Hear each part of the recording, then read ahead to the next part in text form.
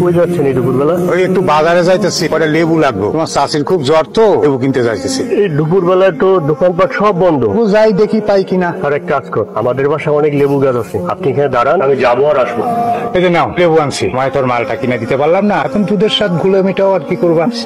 আমারও খুব খিদে লাগছে, আমার ভাতের প্লেট কই দাও, ভাত দাও। এক প্লেটই তো দিয়ে গেছে। মনে করছে আমি বাড়িতে নাই, এই জন্য এক প্লেট দিয়ে গেছে, তাই না?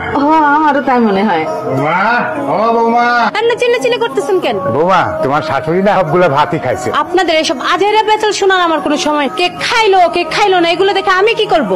আমার এখন ঘুমের সময়, কোনো কিছু বলা থাকলে বলেন। দুপুর গড়াইয়া বেলা শেষ হয়ে যাইতেছে, আমি তো দুপুরের খাবারটা খাই নাই। আমার ভাতের প্লেটটা দাও। ভাতের প্লেট না আমি দিয়ে আসলাম একটু আগে। সে তো তুমি এক প্লেট ভাত দিছিলা, তোমার শাশুড়ি সব খাইছে, অনেকদিন পর খাইছে তো, এক ভইরা খাইছে রে মা। সকালবেলা কইলেন আম্মা ভাত খায় না, এখন করতেছেন আম্মা ভাত খায় নিছে। আরে আমি তো আপনার থেকে শুনে ভাত আরো কমায় আনছি। এগুলো কি নাটক শুরু করছেন আপনারা? আপনাদের মাথার মধ্যে কি কোনো চিন্তা ভাবনা নাই? আমার জামাই একলা মানুষ, এত কষ্ট করে কামাই করে, আমি কত কষ্ট করে সংসারটা চালাই। আপনারা তো কাম কাজ করেন না, খালি বসে বসে গেলেন, তাদের কোনো আন্দাজ নাই। আমি তো কাম করতেই চাই, কিন্তু আমার যে বয়স হয়েছে, কেউ কাজ নেয় না, কেউ কাম দেয় না রে। এসব কাহিনী আমার শোনাইতে আসেন না, এসব বয়স কোনো বিষয় না। বিষয় হলো জানেন কি? চেষ্টা, ইচ্ছা শক্তি। আপনার তো কোনো চেষ্টাই নাই। আপনি সারাদিন ঘরে বসে বসে খান, সারাদিন যদি না চাইতে খান পান, তাহলে কাম করতে হইব কেন? আমার জামাই কষ্ট করে কামাই করে আনবো, আর আপনারা বসে বসে শুধু গিলবেন এগুলো।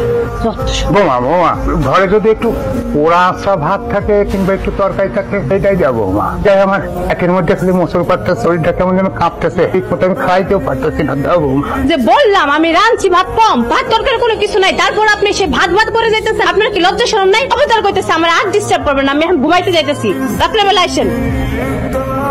সালমা, আমার এক গ্লাস পানি দাও। ভাত নাই, খালি পেটে পানি খাবেন? আসলে বুঝলা, আজকে বৌমা আমার লগে এত ভালো ব্যবহার করছে, একেবারে ডাইনিং টেবিলে নিয়ে গিয়ে আমার পেট ভৈরা ভাত খাওয়াইছে, আরো কত রকমের খাবার খাওয়াইছে। ওই সমস্ত বড়লোকি খাবার খাইয়া আমার পানি পিপাসা লাগছে, গ্লাস পানি দাও।